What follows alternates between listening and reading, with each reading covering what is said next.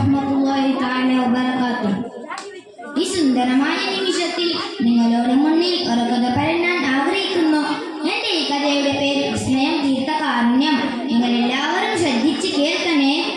മക്കളെ വിജനമാണ്, മനസ്സിന് കുളിരാകുന്ന കാഴ്ച, ഒരു മാനത്തിൽ കൊതിച്ചു പോകുന്ന ആ ഒരു പദസ്പർശം എന്നിലായിരുന്നുവെങ്കിൽ മറ്റാരുമല്ല, ലോകാനുഗതത്തിൽ നബിതായിരുന്നു. മരുഭൂമിയിൽ നടന്നു നീങ്ങുകയാണ്. തിരുമണി അല്പം കാടുകയെല്ലാം നിറഞ്ഞ സ്ഥലത്തേക്ക് എത്തിയപ്പോൾ എങ്ങോ ഒരു കച്ചലുടെ ശബ്ദം തങ്ങൾ ചുറ്റുനോക്കി.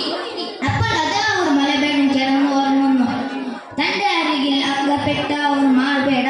ആ മാൾപേട നബി തങ്ങളെ കണ്ടതോടെ കച്ചലുടെ ശബ്ദം കൂട്ടാൻ തുടങ്ങി. കണ്ണുനീര് പിടിപ്പിച്ചുകൊണ്ട് പറഞ്ഞു, നബിയെ, ഞാൻ പ്രസവിച്ച് 3 ദിവസമായി. മക്കൾക്ക് ഭക്ഷണം തേടി വന്നതാണ്. നബി തങ്ങളെ, നിങ്ങൾ എന്നെ രക്ഷപ്പെടുത്തിയാലും ഉടനെ തന്നെ നബി തങ്ങളെ. മാൻ പറഞ്ഞു, ഈ മാൻ നശിച്ചില്ല, അതെന്റെ കുട്ടികൾക്ക് പാൽ കൊടുത്ത് തിരിച്ചു വരും.